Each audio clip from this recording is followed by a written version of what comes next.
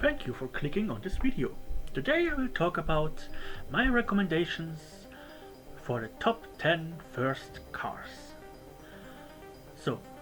But now let's take a second while you press the like button and look at this beautiful Photoshop work I have done here. Great, isn't it? And it didn't even have some typos in it. So now let's start this list out with something from my past. My first car.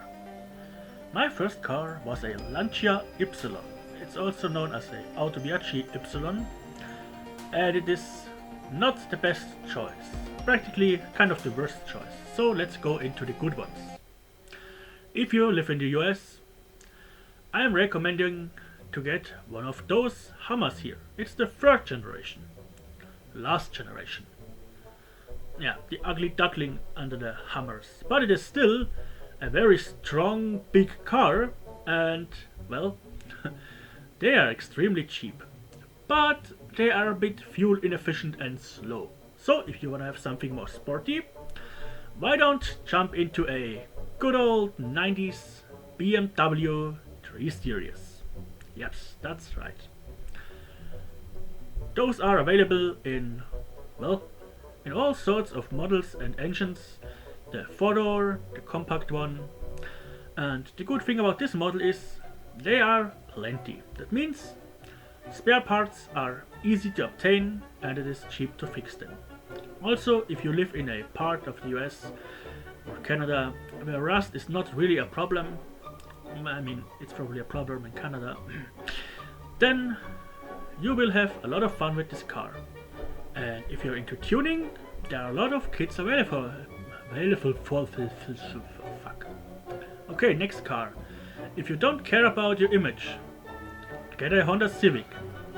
Spare parts are plenty, they are very reliable, and they are very stealth. So if you don't want to stick out, get one of them. They are like being invisible in the traffic. Yeah, one of those cars that nobody will recognize. But if you want to have something sporty, cool and cheap, why don't you get a Volkswagen Golf 3 Series? Yeah, the third generation Volkswagen Golf.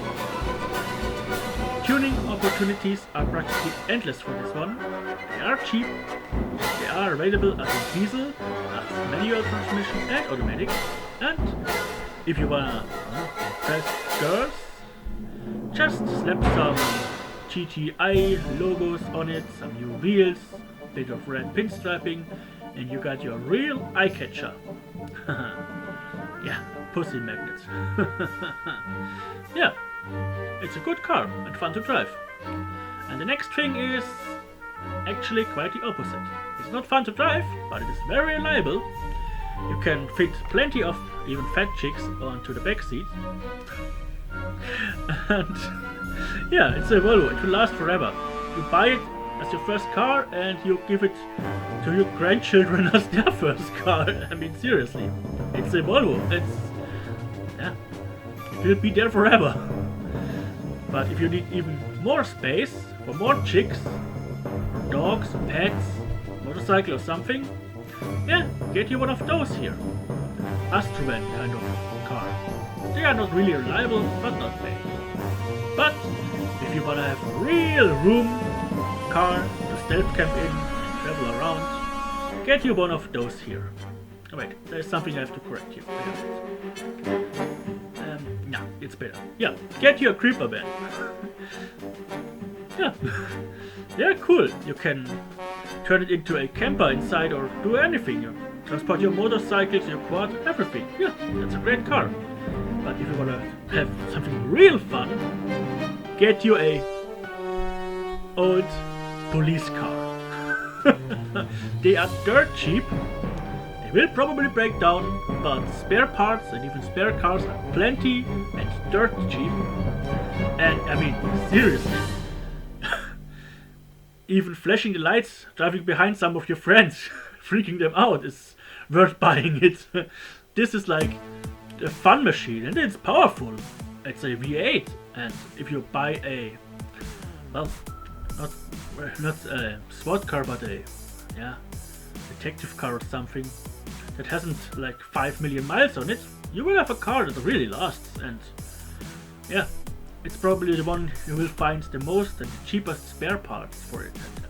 And, I mean, is there anything cooler to drive than this? This is a fun machine. So this is my recommendation, and yeah, they are quite solid, so even if you crash, you most likely live to laugh. And if you wanna freak out even more people, buy the Creeper Van and turn it into a FBI surveillance van. Yeah. I mean, that's what it is all about. Park this car somewhere and nobody will touch it. And a lot of people will get plenty nervous. So yeah, this is my recommendation for first cars. And remember, first cars are not there to last. They're not there for anything but having tons of fun. Yeah, your first car should be a car that you will remember for the rest of your life. Yeah, I hope you've enjoyed this video. Like, subscribe, check out my other videos. Yeah. And have fun. Oh yeah, and for those who stuck around, if you are on a complete budget, like really budget, get you one of those Prius. I once talked to a taxi driver who drove one of them, like for 2 million kilometers, and he highly recommended it. It is a very money-saving car, but it's guaranteed you won't get late if you drive this around. So yeah, just wanted to throw this in. And now let me tell you a joke. A guy buys a car with a manual transmission. After one day, the car is back in the shop. Broken transmission. They replace the car, and after the next day, the car is back again, broken transmission. So the mechanic of the shop asks him, how do you drive this car that it breaks down so fast? And then he's like, okay, we go on a test drive. And then he shows him how he drives it. So the mechanic watches him shift. First gear, second gear, third gear, fourth gear, fifth gear, and return. Yeah, the R letter does not mean return.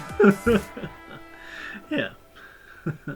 So yeah, hope you've enjoyed this video, and see you next time here on this channel. Maybe I do a video of car jokes